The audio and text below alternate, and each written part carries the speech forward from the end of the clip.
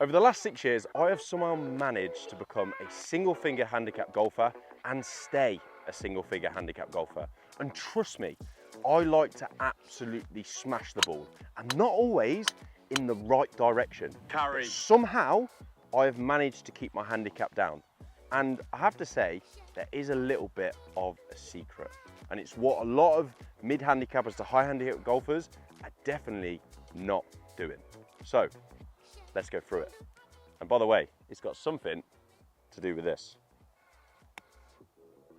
Ooh, not bad. That's a cheeky little 4-foot of a par. You see, there's hundreds of golfers that spend all their time on the range hitting golf ball after golf ball after golf ball and literally get nowhere. Yes, maybe some of them should actually probably get some lessons, but they're actually neglecting a massive part of the game, because once they've hit them 100 golf balls on the range, they actually walk past this lovely piece of apparatus, which is actually what makes good golfers.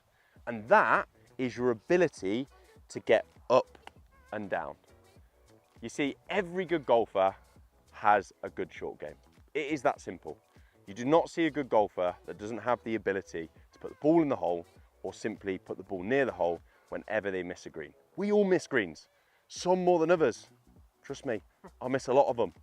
But somehow we find a way to still get the ball in the hole and recover and make the best score we can on a hole. And that's what we all need to focus on. And the big other part that people don't talk about is the psychological aspect. It takes the pressure off you. If you know that no matter where that ball goes, whether it misses a green or not, that the chances are you're still going to get up and down and make a par, I guarantee you're going to feel a lot more loose, a lot more relaxed when playing each shot around the golf course. It's boring, isn't it? It's the boring stuff, you know, just sitting there and going, wow, I want to try and get my, oh yeah, it's all fucking concrete. Right, let's have another one of them.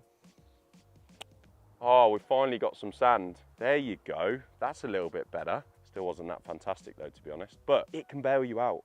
You feel so much better around the golf course. And I'll be honest, you actually learn to enjoy that part of the game. One of my biggest work cons this year in trying to get my handicap lower is reduce the big scores in my round. I don't really care about bogeys. Bogeys aren't horrendous. That's only one birdie away from making that a little bit better.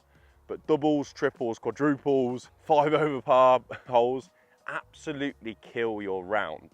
And one of the biggest reasons most people make doubles, triples, you know, quadruples as a high handicap golfer is because they find themselves on the side of a green, and instead of just chipping it nicely by the hole and it being, you know, an easy par put away, but at worst a bogey, what they tend to do is massively fin it for a green. So one of the biggest things it will make you do is get rid of them bigger numbers. That's one of the best things you can do. So finally, what did I do? Now, one of the first things I've always done is hit 2 balls on the practice range and the short game range for the amount that I hit on the long game range, because it takes far less time to work on a short game. It takes so much longer to be hitting ball after ball after ball after ball on the long range. But there's also a big factor that people don't think about when it comes to getting the repetition in with your chipping and on the short game. And that is how it's far more realistic to normal golf. We can all go on a range with a perfect bit of AstroTurf and, you know, hit about 100 balls, feel fresh, feel warmed up, and hit this lovely straight ball, right? And we're swinging amazing, yeah? But when actually do we need to hit a perfectly straight golf ball on the golf course? Very rare, right? When do we get a perfect lie? When do we get a lovely flat bit of grass? And one thing having a good short game and practicing a lot of short game teaches you is it gives you a library of shots.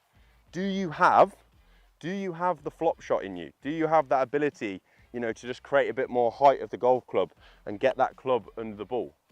You know, you don't just do that with a 60 degree. You might have to hit a wedge a little bit higher or an iron. You know, do you have the ability to put the ball on the back of the stance, keep the face a bit more closed, and hit more of a punchy shot, getting a bit more spin, go in the hole? Oh, it's close. But my point is, it is far more realistic to normal golf. And if you really want to get better on the golf course, you've got to make sure you have all these different shots in the bag. You look at the best golfers on the PGA Tour, on any tour, right? They have all the shots in the bag. They have all these situations. They have the ability to move it one way to the other way. And that's all because they've spent time with their wedges, learning different techniques, way to move their wrists, played around with their fundamentals, and that comes from being on this stuff. And just think, if you're sitting there going, oh, how can I make my game better moving into the new season? A PGA Tour golfer, on average, gets up and down 58%. So if you're not 58%, okay, when you miss a green, you've got work to do on your short game, mate. And I guarantee the rest of your game is massively going to improve because of it. So look, I hope you found this video interesting. As I said, this is my opinion, my journey. This is what having a good short game has done for me. I'm still looking to improve it. No one's got the perfect short game, but it's a part of my game that I value massively, and it's always made sure that I'm there or thereabouts on a golf course. Keep practicing, make sure you're hitting plenty of balls on the short range, and I'll see you soon. And remember, you want to see more videos like this, you know what to do. Destroy the shit out of the like button, and on to the next.